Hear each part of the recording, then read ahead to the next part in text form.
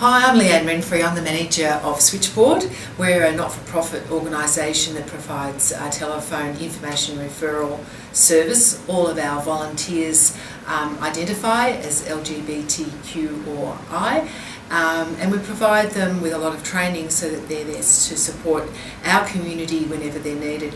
Our service has been going since 1991. So we're actually coming up for our 25th anniversary next year. We're pretty excited about that, and we've got a bit of a project happening about our history. 24 years ago when we started, there was no internet, so people who wanted information about coming out, where to go, clubs, how to meet people, sporting events, really had nowhere to find that information apart from ringing something like Switchboard. In fact, I heard from one of our founding members that because we were called Gay and Lesbian Switchboard until this year, that when they wanted to put our number in the phone book, Telstra wouldn't list it because it said gay. So we've come a long way since then. We've got Telstra on for many events as sponsors, so they've obviously seen the value in the pink dollar. So over those years, obviously the internet's become more available and people can find out the information that they need. But surprisingly, our phone calls and our numbers have kept up. We get 1,300 calls a year from people, and those calls have changed over the years. It's not so much about information now, not so much about bars and clubs and social events. It's about connection, how they connect to people. It's about relationship issues, about coming out, talking to their family about their identity. They like to talk with someone who understands about maybe how to have that conversation. It's also a way that people can find out where queer-friendly practitioners are, that if they want to go to a doctor or a counsellor, they don't necessarily want to deal with someone who's homophobic or doesn't understand. So we have a referral base of queer-friendly practitioners so they get that sort of information. But mostly the calls we receive are around coming out, gender identity, relationship issues, or really just the chance to have a chat. As much as we've got a lot of social media and a lot of ways of connecting in the world now, people actually don't have a lot of ways of just sitting down and having a chat with someone. A lot of people don't feel comfortable going to bars and clubs, and you don't always get the opportunity to have a conversation. A lot of people are isolated, particularly if they're in rural areas, and they may not live in a community that they're out in and support their lifestyle, so they make that contact with us. Last year we joined into a national project called QLife. All the state telephone counselling services joined together with the National LGBTI Health Alliance, and we got some funding to actually coordinate nationally our phone services, and that's given us quite a bit of infrastructure and also enables us now to link our calls. So what happens is, in the past, if someone called us and our lines were busy, they couldn't get through. Now what happens is it goes to the next service that's got a counsellor available, so no one's missing out on their call being taken. We have a common database of referrals and information, so no matter who picks up your call, you'll get the right information from them, and everyone's trained to the same standards so that you know you're going to get someone who's been trained to actually take the call and help.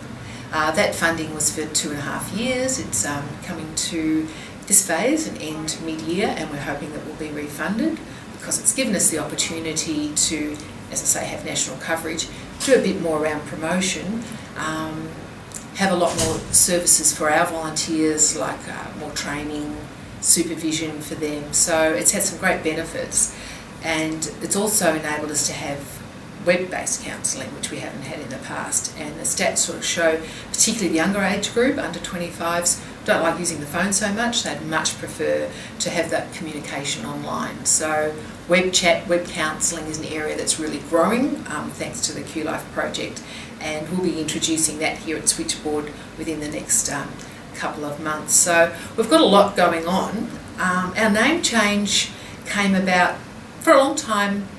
Gay and Lesbian Switchboard said what we did, but it didn't actually reflect the range of calls and the people who called. And I guess if you fit into the gay or lesbian community, you assume that's inclusive. But if you're not, in that community. If you're bisexual or you're trans or you're intersex or you're queer or you don't want to be labelled, you don't necessarily feel that you're invited into that. So we decided last year to put to our membership for a name change. We didn't want to get rid of the history that Switchboard had. We'd known that our reputation had been around for 23 years. So we've just decided to call ourselves Switchboard. And people will still be able to find us, because with the wonders of metadata and all of the technology, we'll still have the words like LGBTIQ, lesbian, bi, trans, gay, queer, all of that stuff being able to be searched, but we'll also be using lines like connection, support, embracing LGBTQ. So people will know that's the community that we support, and we don't just deal with members of that community. We actually invite friends, family, allies, health professionals to contact us because they might want to have some information as well. We often get calls from family members saying, a bit worried about my son, not sure if he's gay, I'd like to support him, don't know how to broach the subject. So we're not just for LGBTIQ people, we actually deal with LGBTIQ issues, which is slightly different. So we've rebranded, we've got a new logo, we've got a new look. We launched that at Midsummer Carnival last week and got some good feedback, so we're really excited about the change and feel like we're showing our diversity, being inclusive, and actually our name now reflects the wide group that we support. So there's been a lot of hard work by our marketing guys, but very happy with the result. The other thing that's happened for us lately is looking at ways in which we can further support our peer group, because we consider ourselves a peer-based organisation. And the opportunity came up through the Federal Department of Social Services. It was the old Health and Ageing, change of name, change of government tends to happen.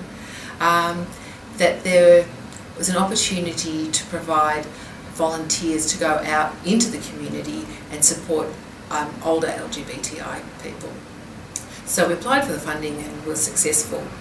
It's part of the community visitor scheme that's been going on for over 20 years, but until this year it was only for residential care. So volunteers across the board in the community would go out to residential care facilities and visit an older person who had been identified by the service as perhaps being a little isolated because they didn't have any family or friends visit. The department extended that service into homes this year, or late last year, and extended to people who get home care packages. So we were successful in getting 65 places across Victoria. So we'll be recruiting very shortly volunteers to go out, and it's really just to have a cup of tea. It's not about counselling. I think have a cup of tea, go to a movie, watch a DVD, go down to the cafe, and make a community connection with those older people. Particularly in our community, they can be very hidden. For older gay men, there's the history of criminalisation and the threat of coming out, and I guess it's fearful for some of those people, or just not having someone who gets it. They might go out every now and again but not really be able to be themselves. So the idea is we want to match up volunteers with older people and just give them a couple of hours a week where they can just relax, have a chat, share common interests. So we've called that program Out and About. We didn't want to have anything that was too threatening or too queer for older people to put them off, but we certainly wanted a name that, I guess, if you're in the know, it might be meaningful. We'll only be looking at LGBTIQ visit recipients, as the jargon goes, whereas other services will be across the board. There'll be those that are focusing in a called area, those will just be looking at older people in general.